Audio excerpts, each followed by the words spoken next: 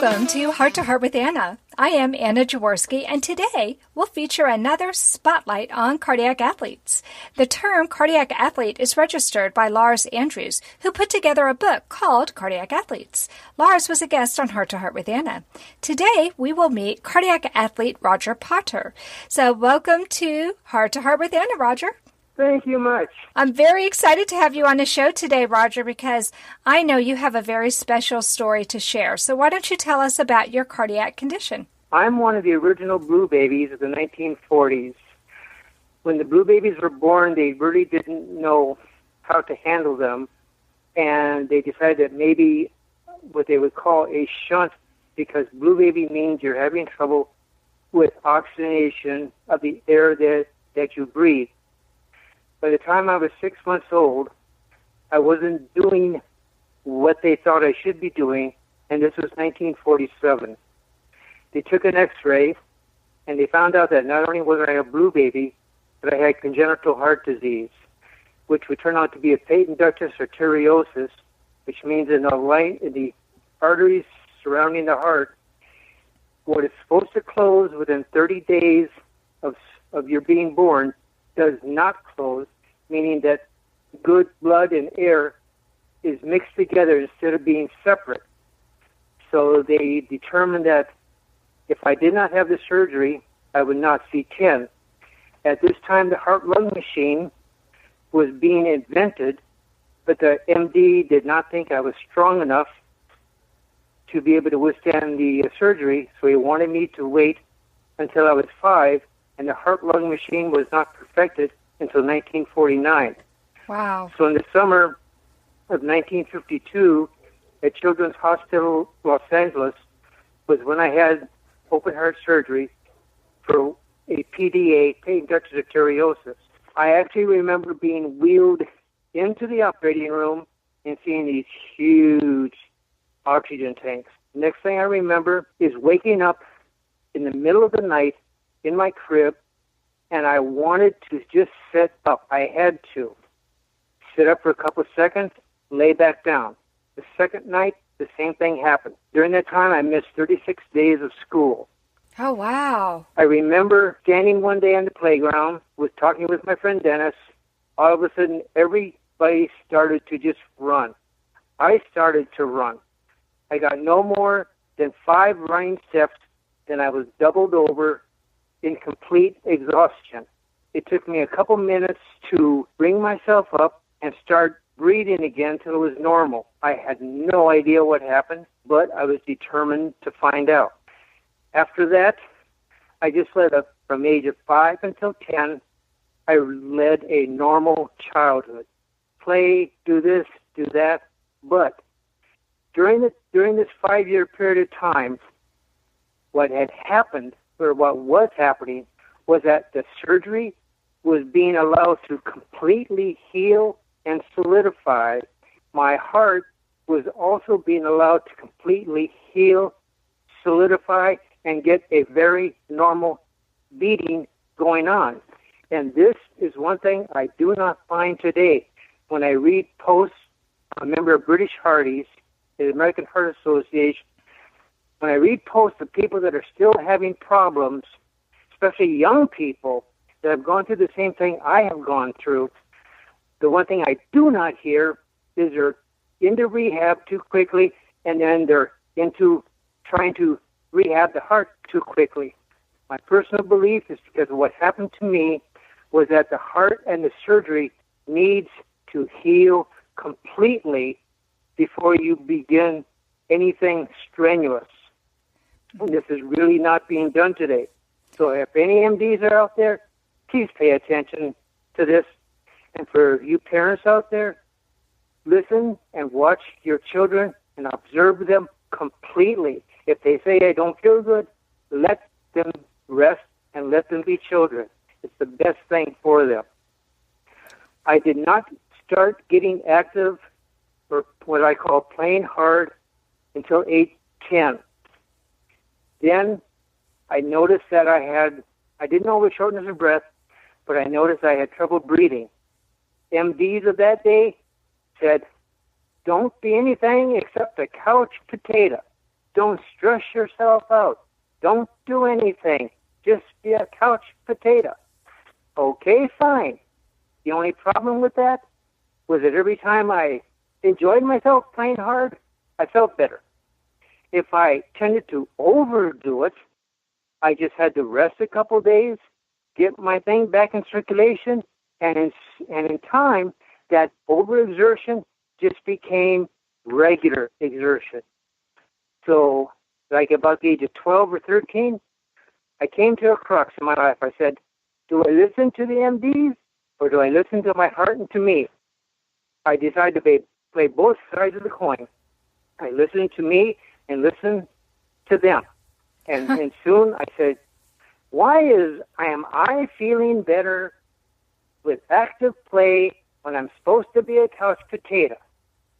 They don't even taste good, and I probably am better than the potatoes are. So I decided You're too much, Roger.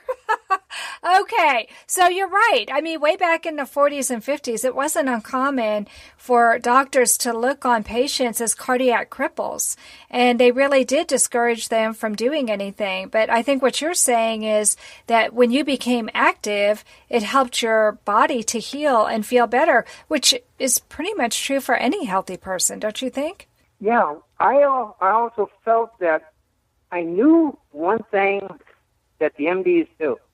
They knew the heart was an organ. Very eloquently, it's an organ. I don't think they realized it was a muscle. And a muscle needs to be worked. Right. Now, that doesn't mean go out and pick up 50 pounds all at one time. No, it just means exercise the muscle and build the muscle up. Right. Exercise the heart safely, slowly, but build it up. Yeah, I think that really is important. And one of the things I love about this entire spotlight on cardiac athletes is that all of you who either have congenital heart disease or acquired heart disease recognize the importance of keeping that heart as healthy as possible. And you're right, that does mean regular exercise. It does not mean just sitting on a couch and doing nothing.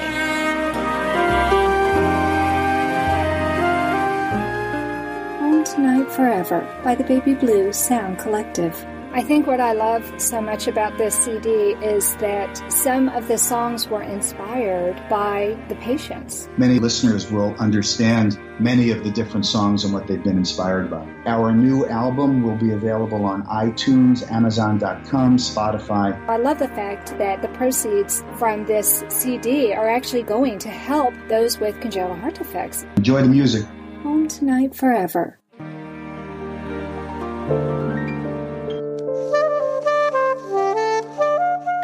Heart to Heart with Anna is a presentation of Hearts Unite the Globe and is part of the Hug Podcast Network.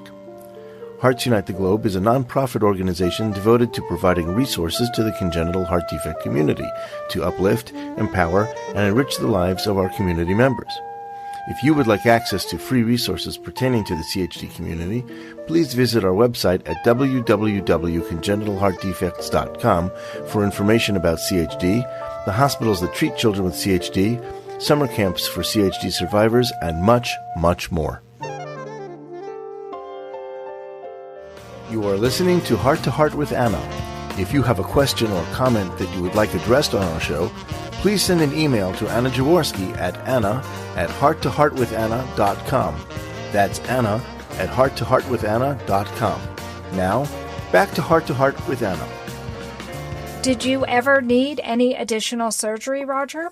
No, I never needed any additional surgery. And the funny thing that happened was that as I got older, I got more active. They tried to keep me out of gym class because of it. But then I realized, hey, I'm just as active after school as I would be in class. So I said, forget this mess. So I got the family MD, hey, get me in gym class. And in gym class, I never had one incident of shortness of breath. However, years later, when I would start doing weightlifting, and I casually told my mom, she almost had a heart attack. So, I can imagine. I can talk. So I'm a heart mom, so I get it. So we went to the MD, and he had me do all these exercises, listen to my heart, And this was an MD back in the late 50s, 60s, who knew what he was doing. He knew how to listen to the heart for any irregularities or any murmurs, and he listened to my heart. Like, he listened. And at the end of that hour and a half, he said, I detect nothing. Just use common sense, use your brains, and don't do anything stupid. And he looked at my mom and he said, did you hear what I said? He's okay. Okay. Wow. And then I started on my weightlifting career, and I've been doing it for over 40 years. Wow, that's amazing. And, so do you do a lot of reps with smaller weights, or do you actually lift really big weights? Well, right now, I'm only 70 years young, and right now I'm trying to build my leg press back up, so right now I'm doing just shy of 400 pounds. 400 pounds. Wow. Yes. With your legs. So how much do you do with your arms? Well, my arms, I'm barbell curling 75 pounds. Okay, wow, that's impressive. And you don't have any concern about what that might do with the wire keeping your sternum? I mean, by now, that's very much overgrown with scar tissue and stuff, but... My surgery involved nylon cord or thread, and the way they did it way back then was my scar began under my armpit, all the way across my back and up to my spine. My scar, the original scars way back then, were about 12 inches long. Okay, so you don't have a medial scar. They didn't crack your chest open like they do for a lot of the open heart surgeries. No, they cracked my back open. Yeah, okay. They opened it up. Right. So it's a different kind of scar. Well, one of the concerns when they open your chest and they cut the sternum is that if you lift really heavy weights, that you can pop the wires that they use to keep that sternum closed. So you don't have that same concern. Not that you don't have a concern with, lifting too much weight and possibly hurting yourself in some other way.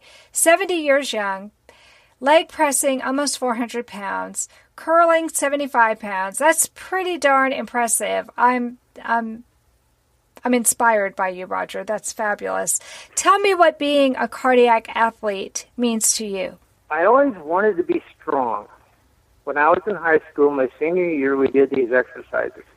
I could not do a chin-up because of my surgery, my condition, my CHD. That also spurred me to, I got to be strong. Can't be weak anymore. So I decided to be strong from that point on. And I hit the weights, learned how to do them, and I've been doing them ever since. That's fabulous. Even in spite of some of these medical people who said, don't go into weights. You'll hurt yourself. No, you won't. Just do it safely and slowly, and you will build yourself up. And I might add that if any parents out there want to talk to me, my email address is heartathlete@yahoo.com. That's easy to remember. That's fabulous. Will you be contributing to Lars Andrews' Cardiac Athletes 2 book? Yes, I will. That's wonderful. I think this will make a great addition to the book. For those of you who are interested, there already is a Cardiac Athletes 1 book, and you can find that on Amazon.com. And I will have the link in my description, so you can go ahead and buy that. And look for Cardiac Athletes 2. That's still in production at this point in time. So thank you for coming on the show and sharing your story with us, Roger. Thank you so much for having me. It was a lot of fun. And I have a feeling you're going to be a repeat guest on Heart to Heart with Anna. You have way too many stories to share for me to let you go with just this little interview. You're right, I do, and thank you again. Well, thanks for listening today, friends. Please come back next week when we will feature another cardiac athlete. And until then, remember, my friends, you are not alone. Thank you again for joining us this week. We hope you have been inspired and empowered to become an advocate for the congenital heart defect community. Heart to Heart with Anna, with your host Anna Jaworski, can be heard every Tuesday at 12 noon Eastern Time.